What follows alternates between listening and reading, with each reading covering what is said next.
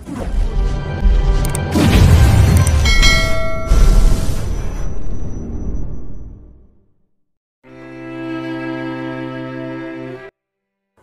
you hadn't made the mistake of calling me, I wouldn't have known that you were calling that Elias your husband. How long will you play with me? Camille Asuncion, nag-enjoy ka bang saktan at lokohin ako? Kunot noong napatitig si Camille sa lalaki at saka mabilis na kinuha ang phone niyang nakapatong sa side table at tiningnan ang call history at natutup ni Camille ang kanyang bibig na makita ang si Sergio nga ang natawagan niya kanina. Hindi ko yun sinasadya. Hindi ko alam na nag-connect sa'yo ang tawag. Nagkunwari lang ako may kausap dahil sinusundan ako ng hayop na lalaking yun kanina. Pangangatwiran ni Camille sa lalaki. Nagbigay na ako ng statement sa pulis at yan din ang sinabi ko. Kung gusto mo, i-check mo pa. Ani Camille na napaupo sa kama at napaiyak. Pagkatapos ng buong magdamag na takot siya, ngayon ay ang galit naman itong hinaharap niya. Kaya pakaramdam ni Camille ay bigla siyang sumabog. Malakas siyang umiyak na parang ilog na walang tigil sa pag-agos. Mr. Reynoso, bakit hindi ka naniniwala sa akin? Hindi ba nangako ka? Natatanungin mo na muna ako sa mga bagay-bagay bago ka magdesisyon kung magagalit ka o hindi. Nang makita ni Sergio yung luha ang mukha nito at namumulang ilong ay bahagya siyang kumalma. Pinisil niyang baba nito at nakangising nagtanong. Magtatanan ka kasamang Elias na yun? Paano naman ako magtitiwala sa'yo? Muling natutup ni Camille ang bibig. Magtatanan? Ito bang iniisip ng lalaki? Na magtatanan siya kasama si Elias? Nakagat ni Camille ang pang-ibabang labit sa kanautal na nagsalita. Mag-aaral ako doon, hindi para makipagtanan. Umarkong makakapal na kilay ni Sergio dahil sa sagot ni Camille. Kung ganun, bakit kailangan kasama mo pang lalaking yun? Si George, ang kapatid ko, si Kuya Elias ang nagalok ng tulong na dali ng kapatid ko sa isang research institute. Nagkataon namang parehong nasa US din ang institusyon at ang Northville International School kaya magkasama kaming pupunta. So, hindi ka magtatanan kasama siya? Oo naman, bakit ko naman gagawin yun? Wala naman kaming ganong relasyon. Ani Camille, habang pinupunasan ng luha. Bakit kasi hindi ka na muna nagtanong? Hindi ba ako nagtanong? Naniningkit ang mga matang saad ni Sergio. I asked you if you wanted to go abroad with him but you just kept quiet. Hindi kita naintindihan. Iniisip ko pa lang kung anong ibig mo sabihin. Bigla kang umalis. Katwiran pa ni Camille.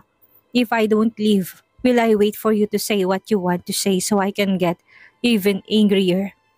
Nang gabing yun, nang malaman ni Sergio na plano nito magpunta ng abroad ay matinding galit ang naramdaman niya.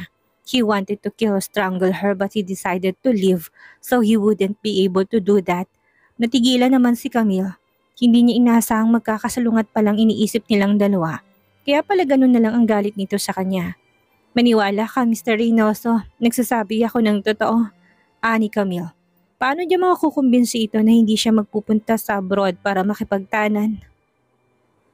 Naalarma si Camille nang muling humakbang papalapit sa kanya ang lalaki. May kung ano sa mga mata nito na hindi niya maipaliwanag kung ano.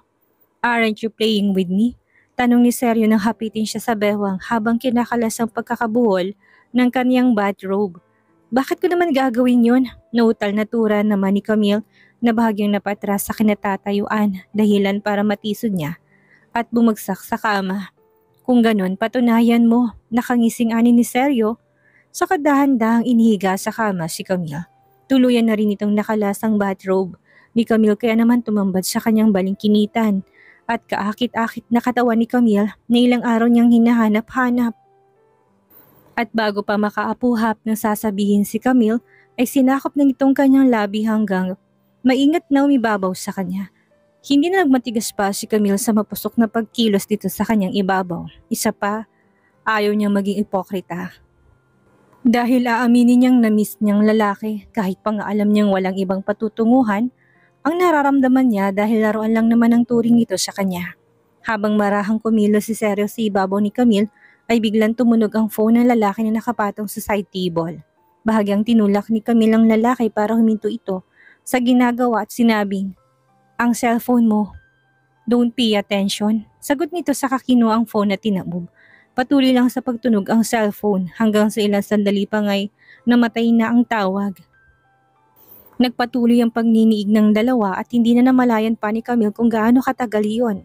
After so long, Camille couldn't take it anymore, so she begged the man with her face and eyes red. Finally, he complied and gave her extreme pleasure. Sa sobrang kapaguran ni Camille, nahiga na lang siya sa kama na parang hinang-hina. Samantalang si Sergio naman ay nakasandal ang ulo sa headboard ng kama at bahagyaring hinihingal. Kung gusto mo talagang i-enhance ang skills mo at improve ang sarili mo, maghahanap ako ng magandang school sa London. Mula sa pagkakahiga ay napabalikwas ng bangon si Camille at gulat na napatingin sa kaharap. Iilan lang ang mga kilala niyang fashion designer na nag-aral sa London at lahat ng mga yon ay pawang kilala na sa buong mundo. Ang oportunidad sa inaalok na serye mas maganda ng 100 beses kaysa sa St. Clair. Pero hindi niya kayang maging masaya at pakaramdam pa niya ay na-depress siya sa narinig dahil alam niyang lahat ng bagay ay may kapalit. Pero wag na muna ngayon, dagdag pa ni Sergio maya-maya. Naintindihan na ni Camille ngayon, malamang ayun ang regalo sa kanya ng lalaki sa oras na matapos ng namamagitan sa kanila. Hindi magawa ni Camille na maging masaya kahit pa once in a blue moon lang ang opportunity na yon. Dahil gusto niyang makamit ang pangarap niya na pinaghihirapan. Hindi dahil ipinagpalit niya ang kanyang katawan para makuha yon. And also, I will look for a good hospital abroad for your brother. Tinikom na lang ni Camille ang kanyang bibig at hindi na nagsalita pa. Wala rin namang saysay kung sasalungitin pa niyang bagay na napagdesisyonan na nito. Anyway, you try hard to please me. Wala ka bang ibang request? Tanong ni Sergio nang tinutukoy ang pagtatalik nilang dalawa kanina. Dahil sa matinding pagod at trauma sanhi ng mga nangyari kanina, mabilis na nakaramdam ng antok si Camille. Kaya hindi sinasadyang sinagot niyang tanong na yun ni Sergio nang wala sa tamang wisyo. Huwag ka nang makikipag-date sa kahit na sinong babae. Ayaw ko maging kabit. Usal ni Camille na nakasimangot bagamat nakapikit ng mga mata. Lumalim naman ang tingin pinupukol ni Sergio sa babaeng nakahiga. Alam niyang hindi na nito sakop pa ang personal niyang buhay. Pero bakit hindi siya nagagalit sa babae matapos marinig yun? Mistress? Wala siyang balak na gawin itong mistress. Kung dumating man ang araw na magpakasal siya sa ibang babae, papalayain na niya si Camille sa buhay niya. Pero sa ngayon, ang tanging alam niya lang ay hindi pa siya handang pakawalan ito. He knew it was selfish but it was the only way he knew to keep her from leaving him. Nakatulog na ng mahimbing si Camille bago pa niya marinig ang sagot ni Sergio. Sumulyap na muna siya sa babaeng natutulog sa dinampot ang phone na nakapatong sa center table at tinignan kung sinong tumawag kanina. Tumayo siya at nagsuot ng damit ng nakitang daddy niya ang tumatawag kanina. Bago pa siya tuluyang lumabas ng kwarto ni Camille ay nilingon pa niya ito ng payapang natutulog habang mahigpit na hawak ang comforter. Maingat na lumapit si Sergio sa babae at yumuko sa kamarahang pinisilang pisngi nito. As you wish. Kaya maging mabait ka lang at wag magsisinungaling sa akin, bulong niya. Matapos sabihin niyon ay sumilay ang tipid ng ngiti sa mga labi ni Sergio. Saka tuloy-tuloy na lumabas ng kwarto tumalis sa Reynosa residence. Sa kalaliman ng gabi, binabagtas ng itim na Bugatti ang kalsada patungo sa kanilang mansyon. Si Grudge Reynoso nagising pa sa mga oras na yon ay nagtsatsa at kalmadong nakaupo sa sala at hinihintay ang pagdating ng kanyang anak. Ilang sandali pa ngayon na ulinagan na ni Grudge ang pagdating ng isang sasakyan sa kanilang garage. Kasunod nun ang pagbati ng kanilang housekeeper at butler sa bagong dating. Good evening, young master. Isang tango lang sinagot ni Sergio matapos ay dumiretso to sa matandang naghihintay sa pagdating niya. Good evening, Dad, bati ni Sergio sa kanyang daddy. Pinaghintay mo si Miss Rojas ngayong gabi at inutusan ng sekretary mo na bigyan siya ng regalo? Tugod ni Grudge sa anak at bahagyang tumalim ang anyo. Do you really want to humiliate her and make her back out? Matanda na si Grudge at alam na niyang kalakaran pagdating sa negosyo. Kinukulang ba ang Rojas Corporation para bigyan ng kanyang anak ng regalo? Kilala ang Rojas Corporation sa larangan ng negosyo at ang hindi pagrespeto ng kanyang anak sa dalagang anak ng mga ito ay nangangahulugan na hindi ito interesado. Paano mo nalaman, Dad? Tanong ni Sergio sa kanyang daddy na hindi tinanggi ang paratang nito. Tomorrow morning, go to the Rojas family to apologize. No, hindi ako pupunta, Dad. If you're dissatisfied with Miss Rojas then, wala akong planong makipag-blind date ngayon, Dad. Putol ni Sergio sinasabi ng kanyang daddy. I will not meet with anyone from the Rojas family or any other family, Dad. Anong ibig mo sabihin? Tanong naman ni Grudge sa kanyang anak na bahagyang tumaas ang boses. Dahil ayaw nang galitin pa ng gusto ni Seryo ang kanyang ama, dahil matanda at may sakit na ito, kaya kalmado siyang nagsalita. Magpapakasal din ako pero hindi pa ngayon. Just give me some time. Sa galit ni Gracia ay nahampas sa sahigang tungkod na hawak at galit na sinabing, Oras? Sa tingin mo ilang oras na lang itatagal ko sa paghihintay? Namimilo sa pong bulalas ng matanda. Natili namang kalmado si Seryo kahit nakikita ang galit ang kanyang ama. As long as hindi ka masyadong nag-aalala at sa katawan mong yan itatagal ka pa ng 10 taon o higit pa. Hindi na nakasagot pa si Grudge. So sinabi ng anak, ginawa niyang sangkalan ng kanyang kalusugan pero walang epekto dito. Magpahinga ka na dad, I will take care of the rest. Saad pa ni Seryo saka tumayo na. Subalit bago pa tuluyang tumalikod si Seryo muli siyang nagsalita. Makikipag-divorce ako kaya huwag niyo siyang gagalawin. Or else I won't get divorced. Tila umakyat naman sa ulo ni Grudge ang nararamdaman niyang galit sa kanyang anak. Nanginginig sa galit siyang bumaling sa kanyang anak at pinagmasdan ito ng mataman. Why? You fell in love with that woman? Nang marinig yun ni Seri, kumunot ang kanyang noo. You think too much, Dad. Alam niya katawa lang ni Camille ang habol niya rito at wala ng iba. Dahil kung meron man siyang nararamdaman sa babae, magiging komplikado lang ang lahat para sa kanilang dalawa. Kinabukasan nagkasundong magkita si Camille at ang Ami para magpunta sa mall para bumili ng regalo para sa birthday ng boyfriend nitong si Jake. Habang naglalakad-lakad nagpaalam si Ami na magbabanyo. Kaya naman sabay na nagtungang dalawa sa comfort room. Nang matapos si Camille na gumamit ng banyo, nagtaka siya kung bakit hindi pa niya nakikitang lumalabas si Ami. Kaya naman tinawagan niya ito pero walang sumasagot. Sinilip niya isa-isang mga cubicle at napag-alaman niyang walang tao doon. Sa gitna ng pag-aalala dahil hindi makontak, narinig ni Camille mula sa kung saan ang ringtone ng phone ni Ami. Lumingali nga siya at sinundan ng tunog at napag-alaman niya nang gagaling yun mula sa loob ng lounge. Ami, nandyan ka ba? Tanong ni Camille sa katinulak ang tinted glass. Napinto pero nagtaka siya nang malamang nakalaki yun mula sa loob. Sa pagkakaalam ni Camille hindi yun kinakandado dahil ang lounge na yun ay pahingahan ng mga shoppers. Na matatanda, bata at lactating woman, yun din ang dahilan kung bakit tinted yon. Kinutuban ng matindi si Camille kaya naman nilakasan niyang pagtawag sa kaibigan, saka kumatok na sunod-sunod. Ami, sumagot ka, nandiyan ka ba? Katulad kanina ay wala pa rin sumasagot kaya muling tinawagan ni Camille ang phone ng kaibigan. Subalit patuloy lang ito sa pagtunog. Sobra-sobrang kabang nararamdaman ni Camille para sa kaibigan, kaya naman nagpasya siyang humanap ng staff na tutulong sa kanya para mabuksan yun. Pero nang akmang aalis na siya ay narinig niyang boses ng kaibigan. Camille, ayos lang ako, wait lang. Anang amin ng tinig ay nagmumula sa loob ng nakasarang pinto. Bahagya ring namamaos yun. Nalubos pinag-alala ni Camille. Anong nangyayari? May problema na bra? Kailangan mo ba ng tulong? Hindi, ayos lang ako. Pwede bang mauna ka na muna at hintayin mo na lang ako? Malakas ang kutob ni Camille na may hindi magandang nangyayari sa kaibigan, kaya naman di niya sinunod ang sinabi ng kaibigan at nanatili pa rin sa labas. Sige, hihintayin na lang kita, pagsisinungaling ni Camille samantala sa loob ng nakalak na lounge. Magulong-magulong buhok ni Ami, ang botones na suot niyang blouse ay nakabukas at butil-butil ang pawis. Nakaupo siya sa kandungan ni Chairman Harold Badjaras, habang mga kamay nito'y nakapasok sa loob ng kanyang palda. Chairman, pakawalan mo na ako. Naghihintay ang kaibigan ko, nagmamakaawang saad ni Ami sa lalaki. Honey, bakit hindi mo tinawagan ako sa nakalipas na 3 taon? Nakalimutan mo na bang lahat ng namamagitan sa atin?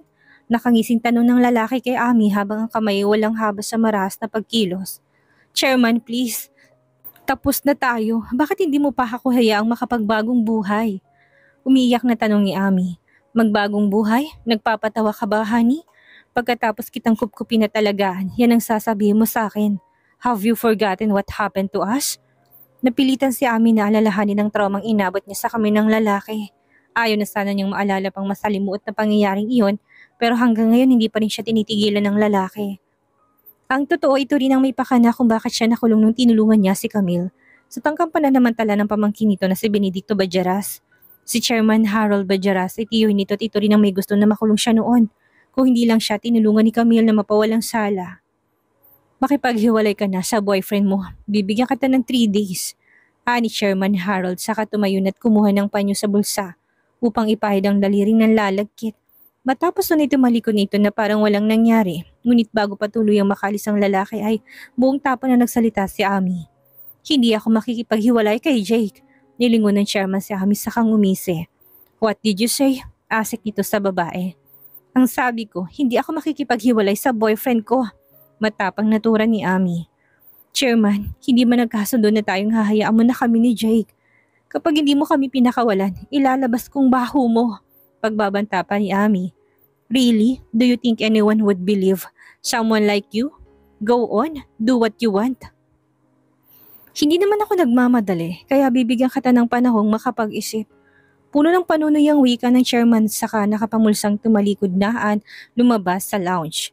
Samantala nang makita naman ni Camille na sa wakas ay nagbukas na rin ang pinto ng lounge ay nagmamadali siyang pumasok sa loob. Pero nagbulat siya na makitang isang eleganteng lalaki na lumabas doon. Hello, nakangising bati ng lalaki kay Camille. Sino ka? Kunot noong tanong ni Camille sa estranghero. I'm Harold, the uncle of Benedicto Bajaras. Ikaw? Kulat ni Camille sa kanapatras mula dito. Alam nitong ginawang katarantaduhan ni Benedicto noon sa hotel pero kinonsinti pa nitong lalaking gumawa ng kahayupan. Kaya alam ni Camille habang nakatingin siya sa mukha nito ay alam niya magkarugtong ang bituka ng mga to. Parehong halang, Miss Asuncion. Napakaswerte mo dahil kakampi mo si Mr. Sergio Reynoso. Makahulog ang tura ng lalaki kay Camille. Sergio Reynoso is the most outstanding businessman among his peers.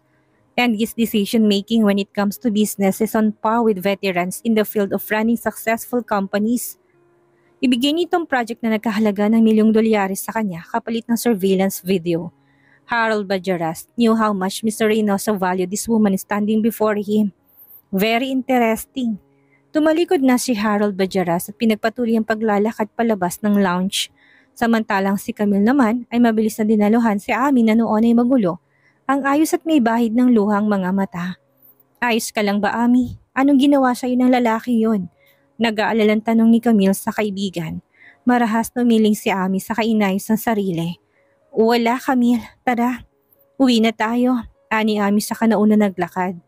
Alam ni Camille na meron nangyari sa pagitan ng kaibigan niya at ni Harold Bajaras. Pero nirerespeto niya ang desisyon ni Ami na hindi nito sabihin sa kanyang totoo.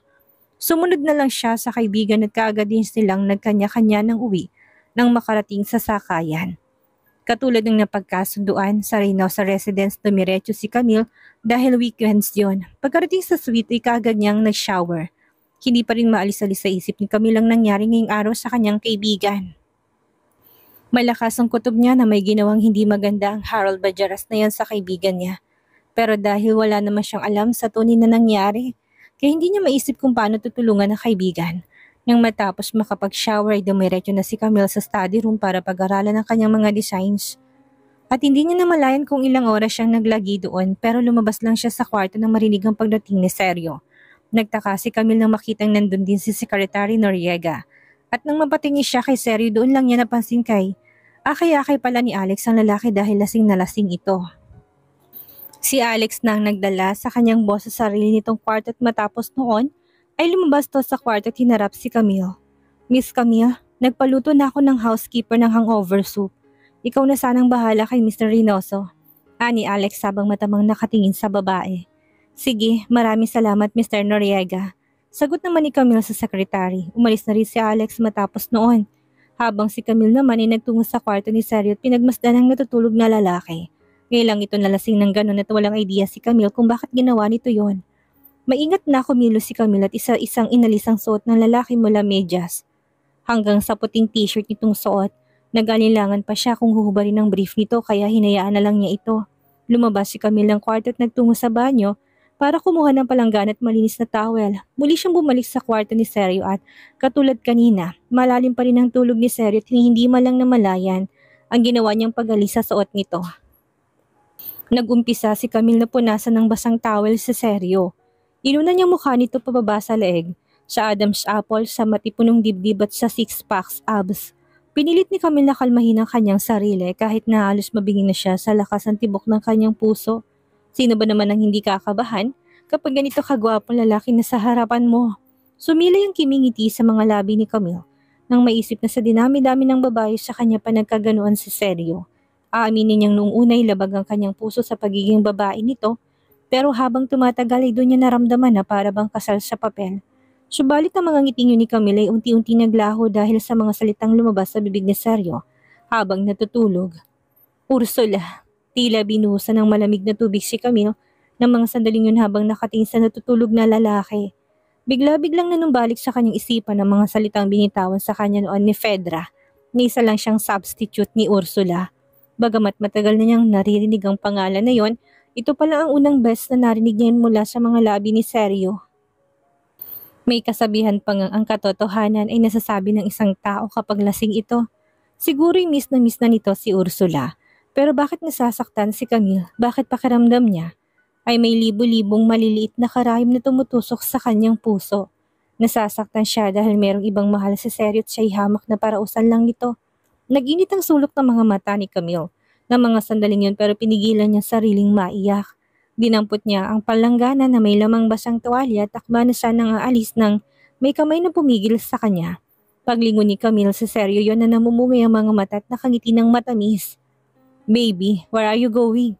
Ani Sergio sa malamyos na tinig. Kumirot ang dibdib ni Camille nang marinig ang salitang baby dahil inisip niyang baka yun pa ang endearment nito at ni Ursula. "Ibabalik ko lang tong palanggana," sagot ni Camille na nanginginig ang boses. "Don't leave, baby. I need you now." Anang lalaki at bago pa makasagot si Camille, ay hinila na siya ng lalaki patungo sa malambot na kama. Nabitawan ni Camille ang hawak na palanggana at natapon yun sa sahig. At kasabay ng marahas na pang-angkin ni Sergio na paluhas si Camille. Yun lang naman ang papel niya sa buhay ni Sergio, ang maging kapartner niya sa kama. Ano kayang mangyayari sakaling magbalik na si Ursula? Mawawalan na ba ng halaga kay Sergio ang asawa? Yan ang ating aalamin sa susunod nating kabanata.